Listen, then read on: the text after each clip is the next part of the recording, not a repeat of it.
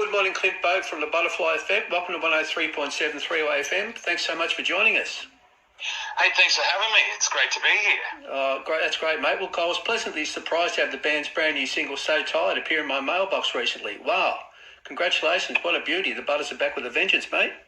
Yeah, it really is good. It's great to have something new to play for a start, but also I thought that the sound of it sort of, was almost tying us back full circle to the EP.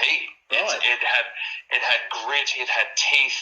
It's got that great heavy aesthetic that people have come to love from the Butters. I mean, we've trailed off and into various nooks and crannies of the musical sphere, but I think this one come right back in the beginning anyway. Like, it's got that really heavy verse, a melodic chorus, and the good thing is, like, we've got that ending on it, which I think is, there's something for everyone in the song. It's like 4 songs in one.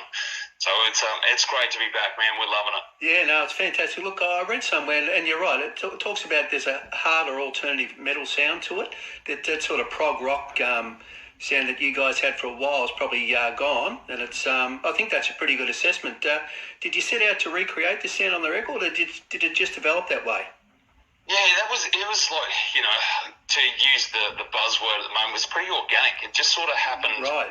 Way, and it's interesting because I was hounding the guys like way back, to sort of revisit that early sound, and I guess it's like that evolution of the band. People are growing and maturing in different ways, and Kurt really wanted to explore different sort of soundscapes, but I was always pushing for another 1 second of insanity. I was always pushing for another, like, Take It Away or Sell, something from the EP, because I love that.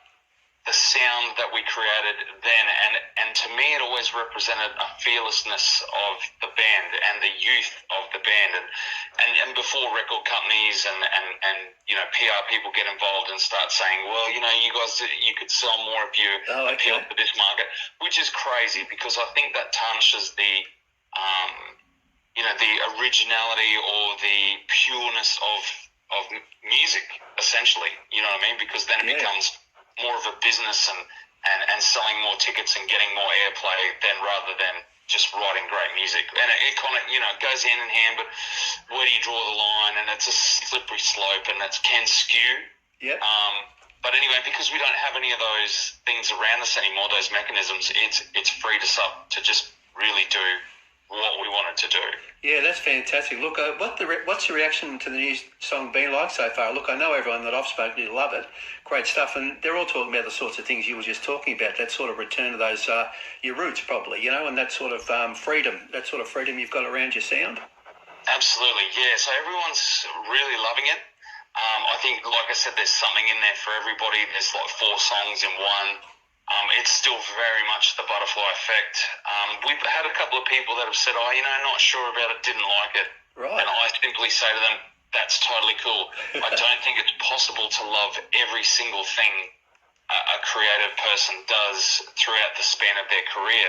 There's always a phase where people are like, I don't know. But the good thing is there's a whole bunch of tracks that we've recorded and been working on that are different, very different to So Tired. And I think that is important because, we've still got those big twisty, turny, 5-minute, 6-minute epics. There's a couple of those coming. There's another real hard hitter coming.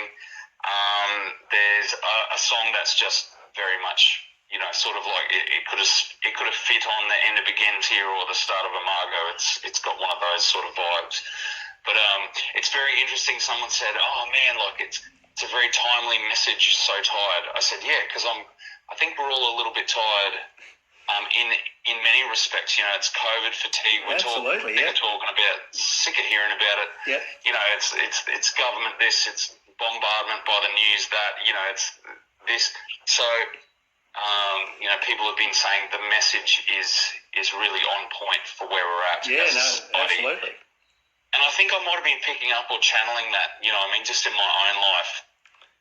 I think we all get that fatigue at some point. And it's kind of like, being an adult and being a grown-up and having all the responsibilities on a daily, as well as a global pandemic and all of the other sensory stimulus that we've been hit with, it grinds you down. And I think we need to, normalise like more, or focus on more mental health in our community at large. So, and normalise that it's okay and it's normal to feel ground down and it's okay to take a break. Yeah, no, that's great, mate. Look, the official music video for So Tired's absolutely fantastic too. And look, some of the themes you sort of been talking about there, I think, come through. I found it totally hypnotic, actually, the way the story unfolds and beautifully shot. Wow. Can you tell us a little bit about that too? Obviously, a fair bit of work went into it. Yeah, so the guys that made the clip, it's really interesting. When they heard the track, they wanted to go with a female lead to sort of shift the focus off, being a male-driven story. Yeah, right. So I think really cool for a start. It and works, she, looks amazing and has this really unique look about her, which is great. Yeah, and fantastic. so this kind of, with So Tired, with the visual aspect, we wanted to go down the road of like a twisted Sin City, if you like, this sort of crushed down into this grainy, almost black and white, the aesthetic or the visual that you're trying to escape yourself, escape, the demons of excess. And it kind of trails into this like almost like a bad dream or a bad acid trip, if you like, right.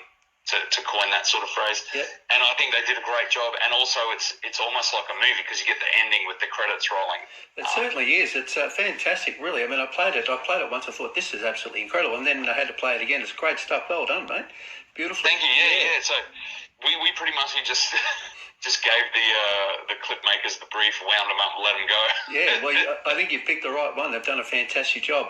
But with now you announced last week that we started work on a new album. I know we just touched on it a little bit before. So Tired's the first single from the album. That's great news that you bring out an album.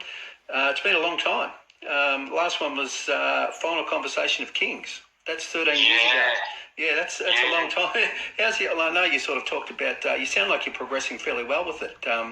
You've picked the tracks, picked several of the tracks, and working on them, and progressed pretty well. Is that fair to say that? Yeah, absolutely. So we've got 3 tracks plus Unbroken. That's Unbroken's going to go on the album. Right. So that's 4 tracks. So 3 brand new ones with Unbroken. Yep. They're in the bag. They're completely done. Right. So there's another 3 that the guys have done drums and guitar to, and the boys are going back into the studio later on this month to complete what will be the album. So there's 2 more tracks to record. Fantastic. Which is, so they've put me under the pump now because I thought we had a lot more time, but Ben and Kurt really want to get cracking to have everything in the bag ready for release so we can have a longer release time with releasing singles and be ready for, I think we're looking at releasing like mid next year and touring in around September. Right, that's fantastic. So mid next year, so we'll look forward to that, mate. Can't wait. Look, I heard an interview with Kurt a little while ago, the band, and you said that with the new material you've been writing, you've been trying to make everything short and hard and heavy and dark and catchy as you can. Look, and we've touched on it already. It sounds like classic The Butterfly Effect, mate.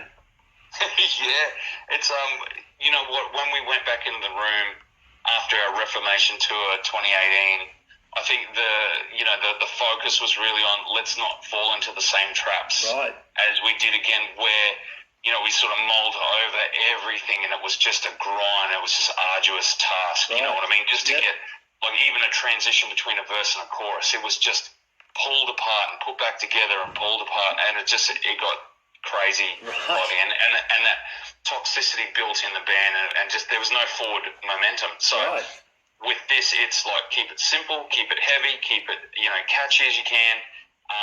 We want it dark, but we also wanted to have fun. Fantastic. And that was the overriding factor in the band room. It's if you're not having fun, put your hand up, say, hey, this is starting to grind. Right. And that's just a real testament to how far we've come as people and how we've grown and matured, because we've never gotten along this well. Everyone's really helping with each other's parts, and there's that conversation and the communication is really open and genuine. Right, and, that's fantastic. Yep. Yeah, we built the trust back in to our band life really, and it is I think you can tell, and everyone's enthusiastic. Kurt's never been so keen to just do an interview or talk to people. Right. Oh, that's great. So, yeah, we're loving it. It's great. Fantastic. Look, I believe the album has got a name yet. I'm probably jumping the gun, am I? Well, is there any chance you give us a bit of a hint about what it might be called, mate? I'm always after a bit of an exclusive. Look, I don't expect you to say. Well, I think it's in the picture. Oh, is that what it's called? In the picture? No. Okay. If you look, have you seen the cover? Have you seen? No, I haven't, mate. No. The visuals. Oh well, so yeah, it's just going to be called number 4. Number 4. Fantastic. Yeah. That's it. We're just we don't need a fancy name. Because on the cover it's the bullet, a silver bullet with 4 etched into it or engraved into it in a Roman numeral. So fantastic. I think a lot of our favourite bands have just had albums with a number. Yeah. That's. I think that we just wanted to jump in on that band. Yeah, no, it's fantastic. It's great. Look, we talked earlier about So Tired being the first single, of course. We also mentioned, are there any plans to drop another single or two before the album's released, or is it too early to say? Yeah. So we're looking at another single early next year, really early next year. Right. And then another one a couple of months after that as we lead up to the album. I think, the business model has changed so much, and even the way bands release music now. You know what I mean? As we know, back in the day, it was you drop a single or two and then the album. But now it's it's all changed. Everyone wants you to drop singles and then another single, until you get to your album where you've got a couple of juicy tracks that you haven't released and you throw down. Right, yep. And away you go. So, we're following that. Fair enough, mate. Yeah. No, it's good. Look, if we could turn back the clock a little bit, fair play, actually. June 2012, when Clint Boge left the Butterfly Effect, the band kept going with a new singer, and you kept active by continuing work with your other band, 1,000 Needles in Red.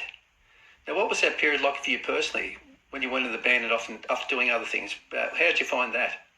Yeah, that was it was really good. It really was. It was quite liberating to just remove myself from the toxic relationships that had been forming or just evolving inside the Butters, which was sad because we'd been through so much and done a lot together. Of course. But I think it was just time to take a break. Right. So, and I was really stoked for the guys that they kept going with Paul, because I knew Paul. He was getting around in the cover scene around Brisbane, and obviously Glenn and Paulie are great friends. So it was for them, I was really happy that they kept going, and I had other outlets. So I was in 1,000 Needles, and I started, I joined Like Thieves, my other band. Right. And did some more work on my solo stuff, which was great. So, it was, I kept creating, I kept working. I just needed to take a break from the Butters, and, I didn't think I was going back at all. Yeah, no, well, you rejoined the band in 2017 when the band reformed after breaking up altogether for a short while in 2016. That's right. Yeah. What was the motivation behind rejoining the band? Was it an easy decision to make? You obviously mended a few bridges, had you, that sort of stuff? Yeah, so I went to a Dead Letter Circus acoustic show at the New Globe Theatre in the Valley, which sadly isn't there anymore. But Kurt was there as well, and he came over and said hello to me, and I was just like, oh man, I just gave him a big hug and just said, how are you? What have you been doing? What's been going on? Because I hadn't spoken to him since, 2012. Right. And he said, had a kid, and he's, with his partner and all the rest, and they were doing well, and he was working on construction sites and whatever. We had a bit of a natter, and then when I went home, I said to a friend of mine, I said, I think there's something more to do with the band. I just felt this overriding kind of urge to contact them. And when I did, I wrote a group email. I just said, hey guys, I was talking to Kurt the other night, and look, I think that, I really enjoyed chatting with him.